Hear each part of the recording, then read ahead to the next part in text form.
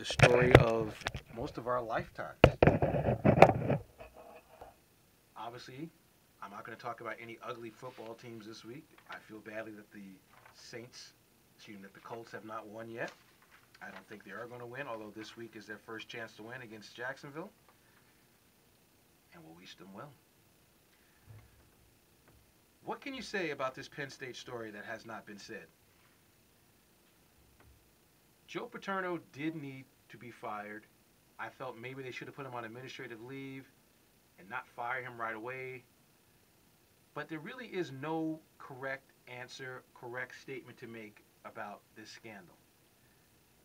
Because essentially, there's so many things that's wrong with it. Nothing anyone can say will give back these kids their innocence. Nothing that anyone can say can make Jerry Sandusky look any worse than he does. Nothing anyone can say to Mr. McCreary, Joe Paterno, the president of the school, the athletic director of the school, because all of their hands are all over this cookie jar. And it's the ugliest cookie jar I have ever seen. And it's not going to get any better because we keep hearing more stuff. They're saying today that there was this report in 1995 about Sandusky. I mean, that's 16 years. And to have the man still on campus up until a week ago is insanity. I understand that we all play the moral police in every aspect of our lives. We all sit back and we say, especially those of us with children, we all say, boy, if that was my kid, I would do this. Boy, if that was my son, I would do that. If that was I would do this. I would. And unfortunately, and fortunately for all of us, we've never been in a situation where we've had to make statements or we've had to do something to hurt people. I keep hearing people talk about, I call Child Protective Services all the time, and I would have called if I heard one time, or I would have this, or, everyone tries to play the moral police until it's in their own lap, until it's in their own hands. Yes, Joe Paterno is the face of Happy Valley, Pennsylvania.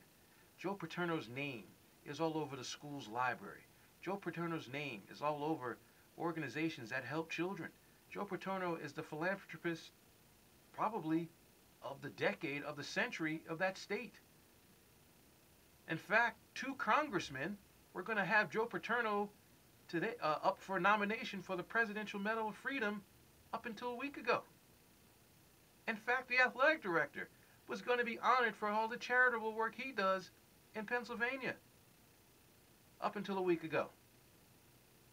These people have tremendous high moral character. And unfortunately, they failed. Unfortunately, they failed 40 kids. Now, as a person who's worked with kids since 1984, this topic absolutely disturbs me. This man apparently runs his own organization where he's helped kids himself for 30 plus years. And it's like the Catholic Church. I don't mean to go there either, but it's inexcusable. But I guess my problem with the story is I wish that we could stop demonizing Joe Paterno. I wish that we could stop demonizing Mr. McCreary. They didn't touch no kids. Sandusky did. No question. You take down the boss. If the boss is aware of stuff that has happened, which we all don't know what he's aware of, you take him down. He's got to go too. No question. That's why I said before, I think Paterno should have been fired. I think he should be put on administrative leave first until he makes a statement, until he tells us what he knows. But if you're not going to wait patiently for that, he needs to be fired. But the whole university system at Penn State all needed to go. McCreary should be gone. And people keep saying, well, he was a graduate assistant, trying to, make it seem like he was this young, naive man faced with his mentor doing something bad and didn't know what to do, and he went home and told his dad, and he told Joe Paterno. He was 28 years old. He wasn't no 22-year-old, 21-year-old. He was 28.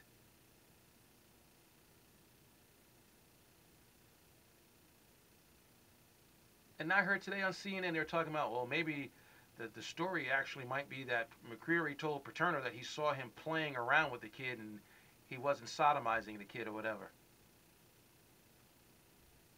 And so therefore Paterno didn't take it seriously or something to that effect. Until Joe Paterno speaks, I don't think anyone should say another comment about this story. I think we should just let the story play itself out and then comment on it until we know. And I think the university, you know, you send a guy a FedEx and say, call this phone number in 15 minutes, and then you fire him on the phone? You couldn't send security to his house or tell him to come back channels to your office and meet and talk? You take away his ability to talk? He needed to have a press conference this week to address this issue. He needed to speak. He needed to be a face to this university, to the football program, to these people. Not sitting as a beleaguered old man in his front lawn with students chanting for him. And I'm going to say one more thing that's disturbed me too about this topic. Football, basketball, baseball are sports. They're not a way of life as much as we like to think they're a way of life because we follow them, we talk about them, we live for them on Saturdays and Sundays and Thursdays and Tuesday nights and Wednesday nights and whatever, Monday nights. They're just sports. They're our escape from our sick, sordid, horrible lives. That's it. They should not be treated like they're bigger than people, bigger than causes, bigger than life. I don't buy the argument that Joe Paterno thought he was bigger than life or Teflon or felt he didn't do whatever. I think Joe Paterno did exactly what most people in this country would have done. They would have kept their mouths shut. He did tell some people. He didn't keep his mouth shut. That's accurate. He told people. He just didn't tell the police. He passed it on to the chain of command. He did what he was supposed to do legally, just didn't do it morally. And I'm not going to play moral police cop, and neither should you. Let the situation die down. These kids playing Nebraska on Saturday don't deserve to be scrutinized because they had nothing to do with this. They deserve to be able to play their game. You can protest. You can bring awareness to, child abuse and stuff like that. No problem with all those things. But don't affect these kids who are playing football now. And don't make football bigger than what it is. Because all this is a sport. Yes, it brings in millions of dollars to universities around the country. And Penn State is the prime example. Penn State is great wrestling. Penn State has amazing volleyball. And they got unbelievable football. But don't make football bigger than what it is. It's just a sport. Joe Paterno is just a man who made a bad decision. And now his legacy is tarnished. Now he will go the rest of his career and life wondering what could have done or what could have been. And also, Sandusky. He is the story. Joe Paterno is not the story. Sandusky violated the trust of young people, violated the trust of kids. And I know I'm going over time, and I'll stop right now what I have to say, but the fact of the matter remains. Joe Paterno, he's not the story, folks. Somebody supposedly today took a cinder block and threw it through Jerry Sandusky's window. That's not going to make those kids feel any better that he harmed. Let the legal system do what it's supposed to do, and we'll see what happens. Hug your children tightly tonight, folks. I sure as hell will my daughter.